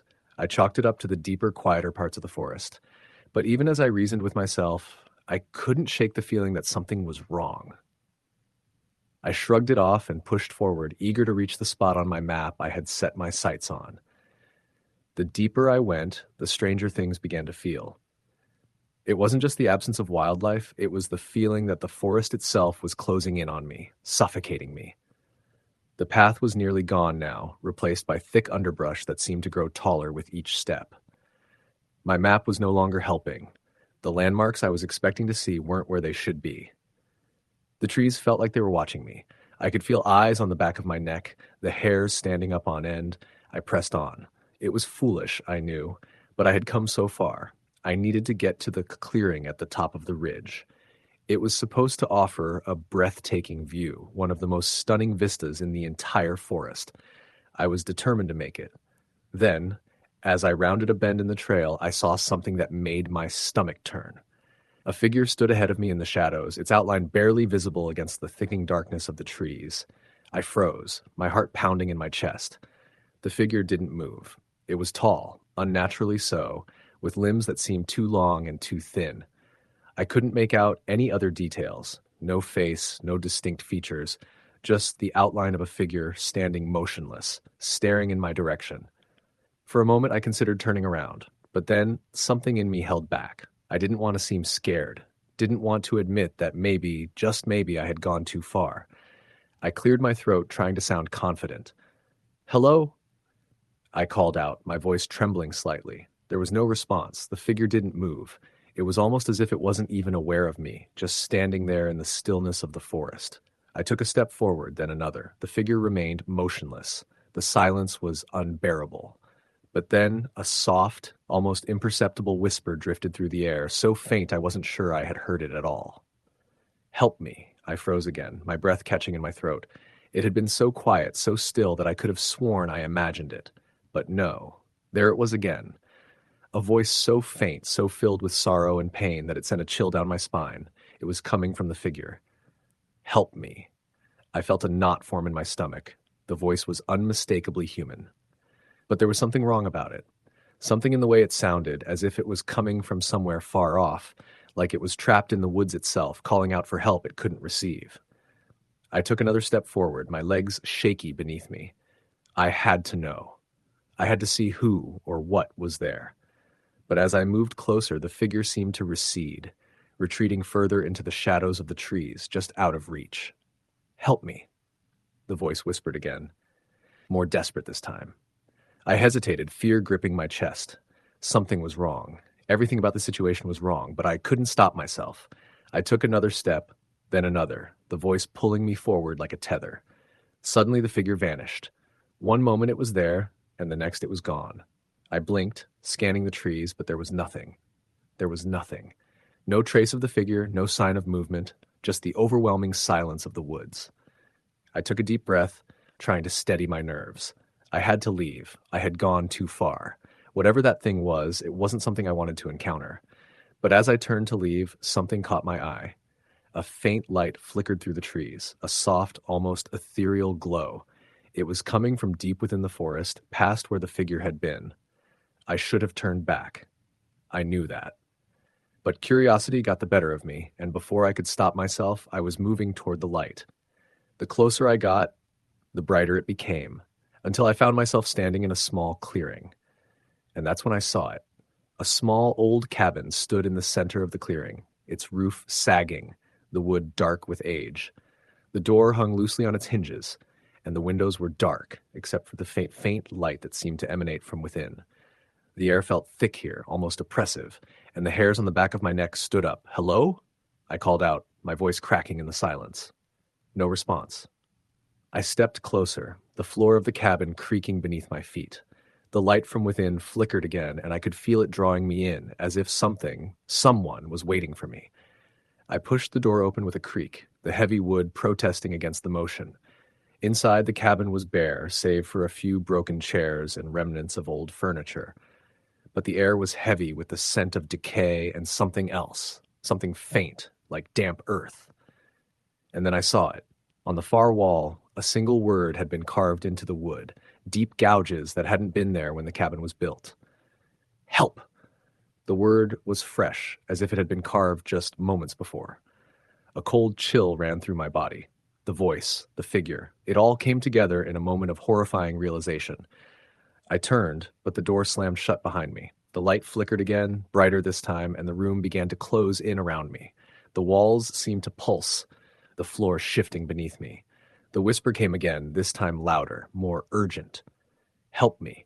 And then, as if the forest itself had decided to swallow me whole, everything went dark. I woke up in my tent hours later, drenched in sweat, my heart racing. The forest was still. The morning sun had barely begun to break through the trees, casting long shadows across the forest floor. I stumbled out of my tent, looking around, but the cabin, the figure, the whispers, everything was gone. I left the deep wilderness that day, never to return. It had claimed enough of me. The woods had a way of drawing people in, and once you were in, it was hard to leave. I still don't know what happened that day, and I don't want to know. All I know is that there are places in the wilderness that should remain untouched. Some things should never be explored.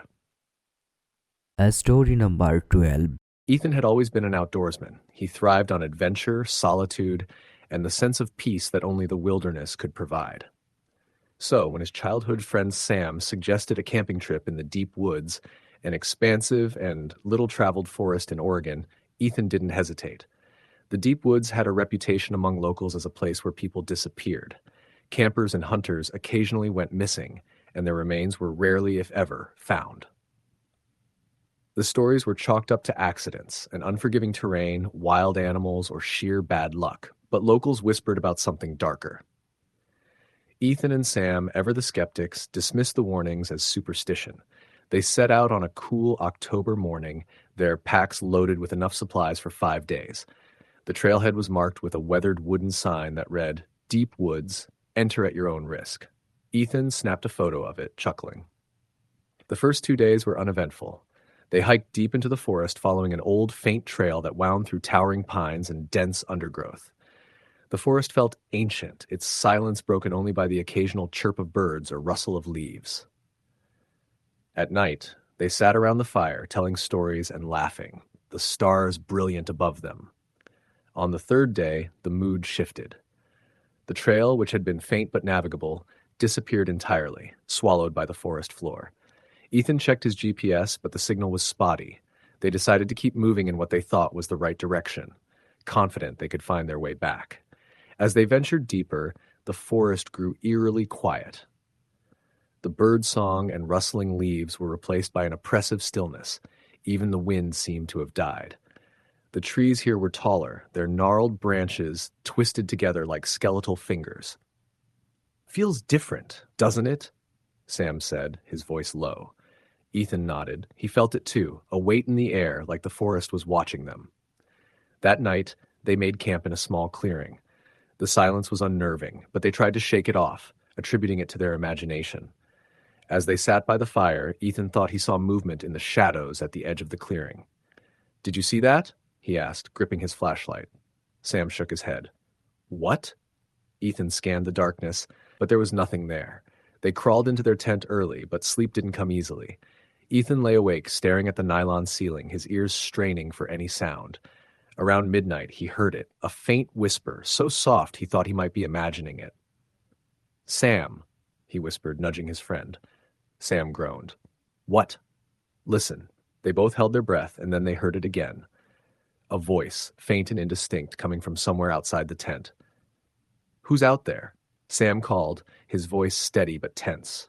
The whispering stopped. They grabbed their flashlights and unzipped the tent, stepping out into the cold night. The fire had burned low, casting flickering shadows. The forest loomed around them, silent and impenetrable. "Probably just the wind," Sam said, though he didn't sound convinced.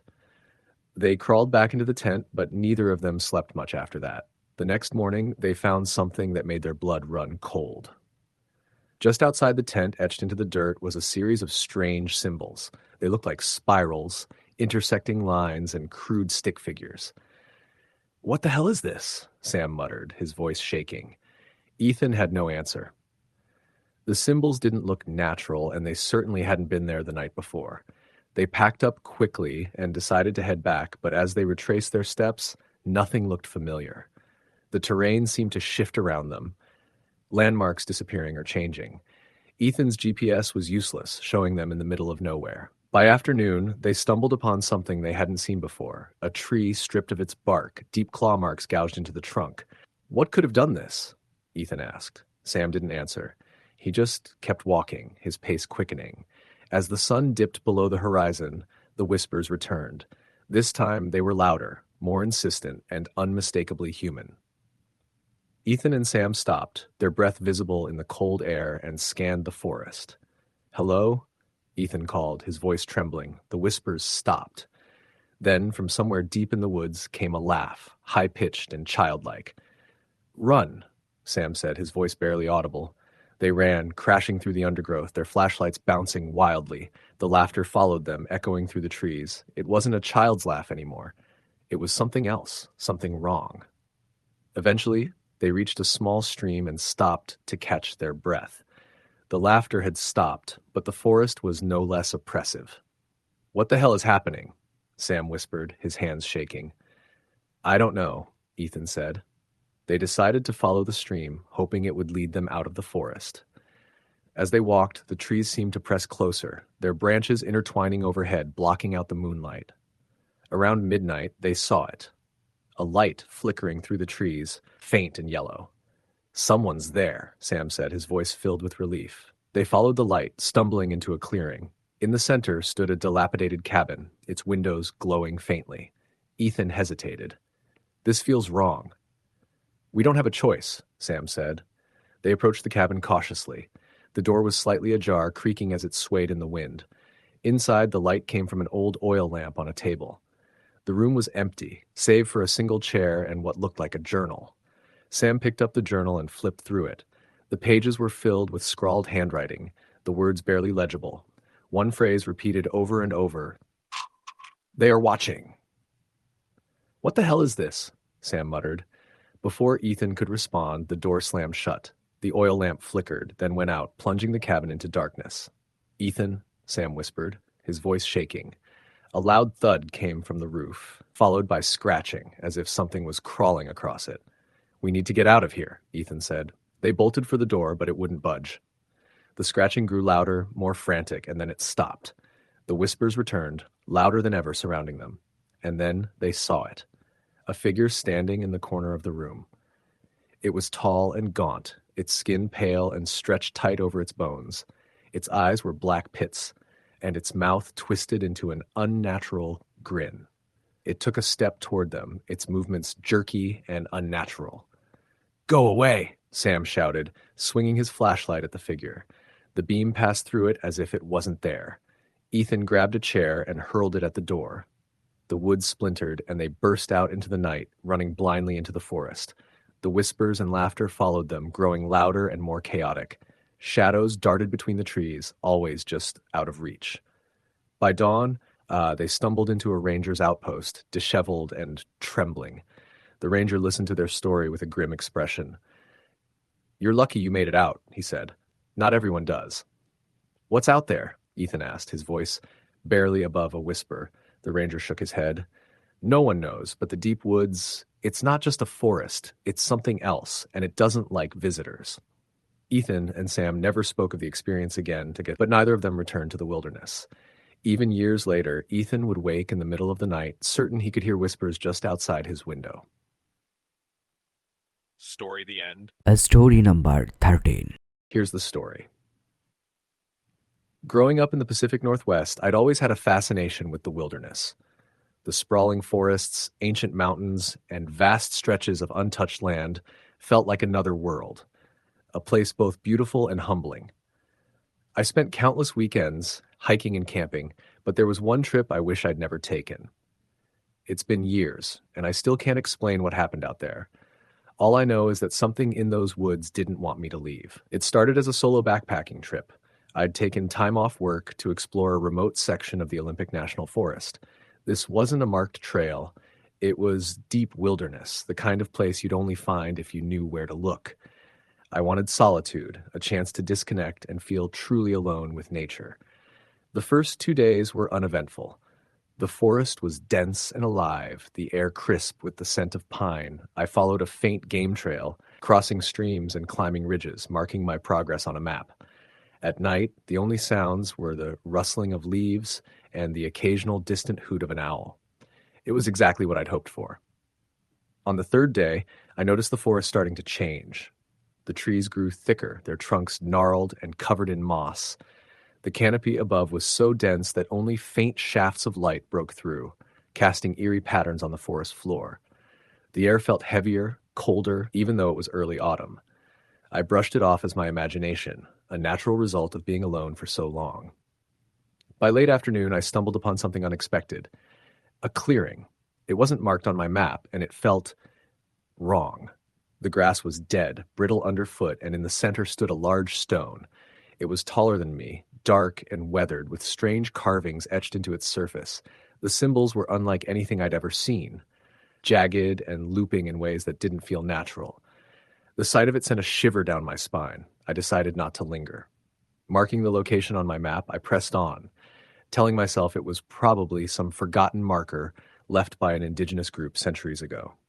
But as I moved deeper into the forest, the unease grew.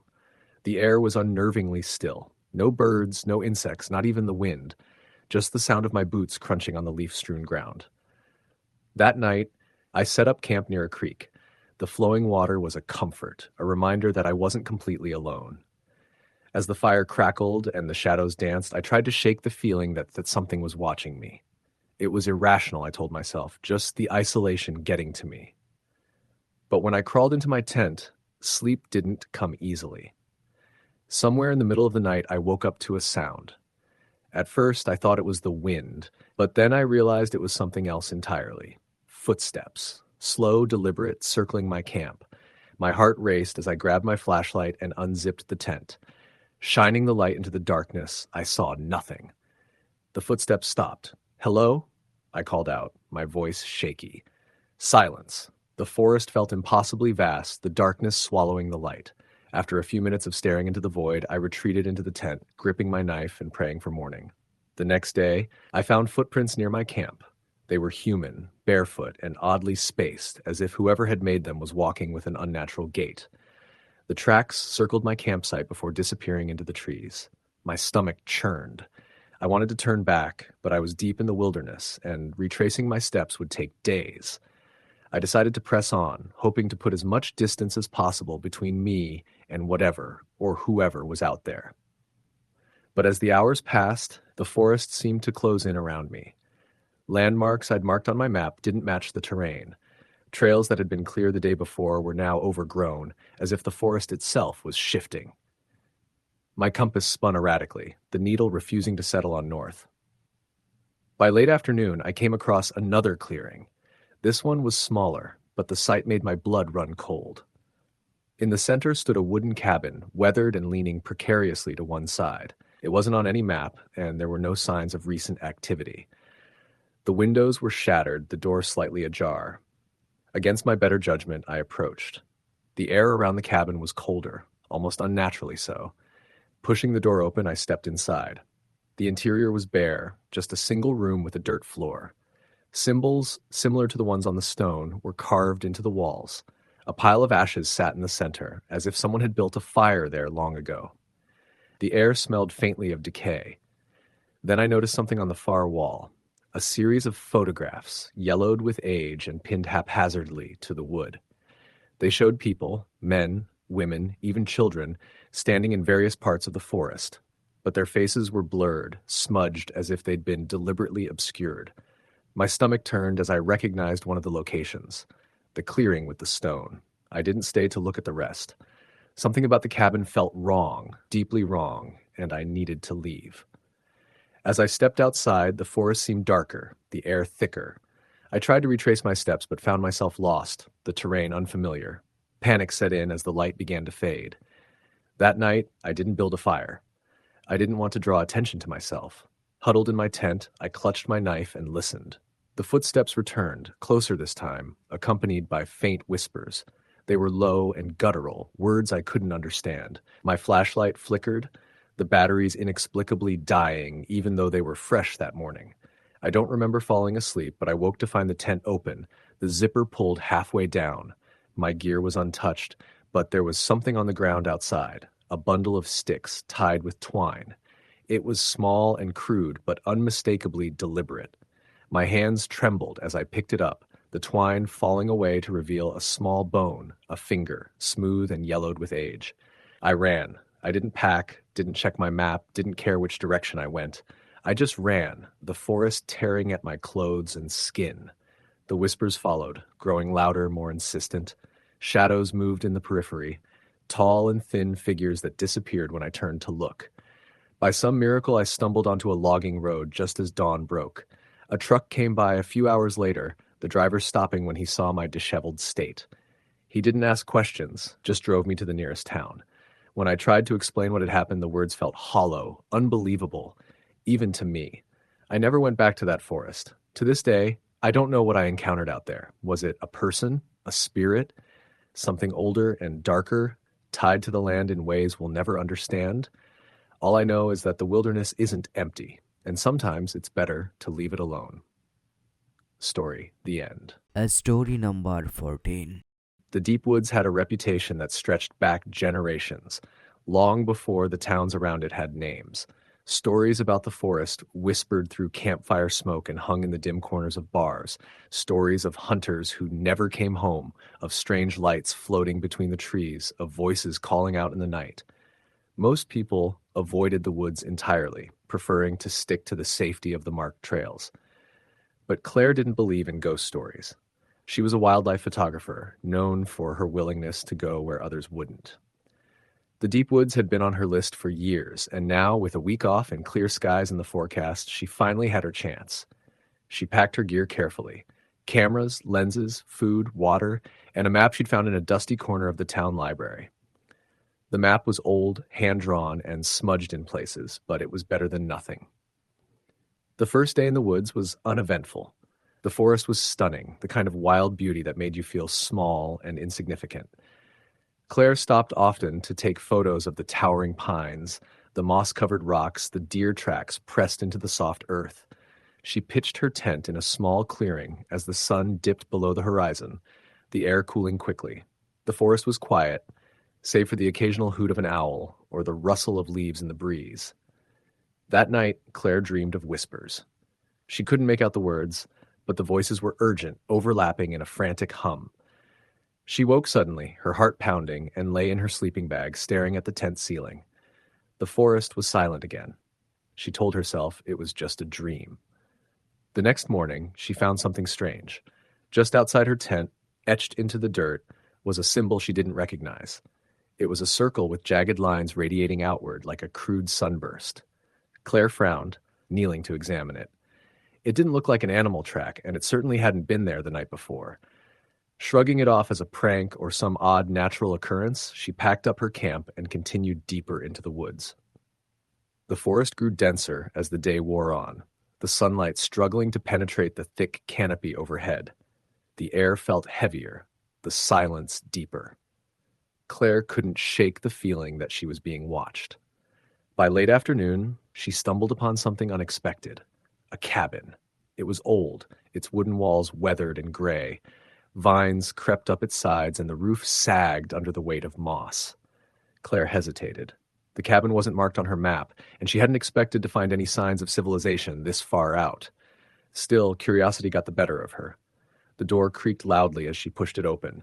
Inside, the air was musty, the floorboards warped and creaking under her boots. The room was empty, save for a single chair and a table in the center. On the table lay an old journal, its leather cover cracked with age. Claire picked it up carefully, flipping through the pages. The entries were dated from the 1940s. They started off normal enough, notes about hunting, the weather, the isolation of living in the woods. But as the pages went on, the tone shifted. The writing became erratic, the words scrawled in a frantic hand. They whisper at night, "I can't see them, but I know they're there, watching, waiting. I've locked the doors, but I don't think it will stop them." Claire's stomach tightened as she read. The last entry was short. "I shouldn't have stayed. If you're reading this, leave. Don't make the same mistake I did." She set the journal down, her hands shaking slightly. It was probably just the ramblings of a lonely, paranoid man. Still, she couldn't shake the unease that settled over her. As the sun began to set, Claire realized she needed to find a place to camp. She didn't want to stay near the cabin, so she pushed on, eventually finding another small clearing. She pitched her tent quickly, her unease growing as the forest darkened. That night, the whispers returned. This time, they weren't in her dreams. She sat up, heart pounding, and strained to listen. The voices were faint, coming from somewhere outside the tent. They were soft, almost melodic, but there was something wrong about them, something that made her skin crawl. "Hello?" she called, her voice trembling. The whispers stopped. Claire grabbed her flashlight and unzipped the tent, shining the beam into the darkness. The forest loomed around her, the trees casting long, twisted shadows. She saw nothing, heard nothing. She crawled back into the tent, but sleep didn't come. By morning, she was exhausted but determined to keep going. She packed up and followed the map, which led her deeper into the woods. The air grew colder, the forest darker. The path on the map became harder to follow, overgrown and obscured by fallen branches. Around midday, she noticed something strange. The forest around her was utterly silent. No birds, no insects, no rustling leaves, just an oppressive, unnatural quiet. The hair on the back of her neck stood up, and she quickened her pace. Then she saw it. In the distance between the trees stood a figure. It was tall and thin, its features obscured by shadow. Claire froze, her breath catching in her throat. "Hello?" she called, her voice shaking. The figure didn't move. It just stood there, watching. Claire took a step back, her heart pounding. When she blinked, the figure was gone. Panic set in. She turned and started walking quickly, her eyes darting around the forest. Every shadow seemed to move, every rustle of leaves made her jump. The whispers returned, louder now. overlapping and insistent. She didn't stop until she stumbled upon another clearing. In the center was something that made her blood run cold, a massive tree, its trunk covered in the same strange symbols she'd seen outside her tent. Around the base of the tree were objects, old shoes, rusted tools, pieces of clothing. They looked ancient, as if they'd been there for decades. Claire backed away, her breath coming in short, panicked gasps. She turned to run, but stopped when she heard it. A laugh, soft and childlike, coming from the forest behind her. She spun around, her flashlight trembling in her hand. The beam caught something. Eyes, reflecting the light. They were too high off the ground to belong to an animal. The laugh came again, closer this time. Claire ran. She didn't know where she was going, only that she needed to get away. The forest seemed to close in around her, the trees pressing closer, their branches clawing at her. The whispers followed, growing louder, more frantic. Shadows flickered in her peripheral vision, always just out of reach. By the time she burst out of the woods and onto a dirt road, she was gasping for breath, her legs trembling. She collapsed to her knees, clutching her chest. The whispers were gone. The forest was silent again. A truck pulled up a few minutes later, driven by an old man with kind eyes. He helped her into the passenger seat, his expression grim as she told him what had happened. "You're lucky," he said quietly. "Not everyone makes it out of the deep woods. People go in and something doesn't let them leave." Claire never went back to the deep woods. She couldn't explain what she'd seen or heard, and she didn't want to try. But sometimes, late at night, she'd wake to the sound of whispers, faint and fleeting, as if the forest hadn't quite let her go. Story the end.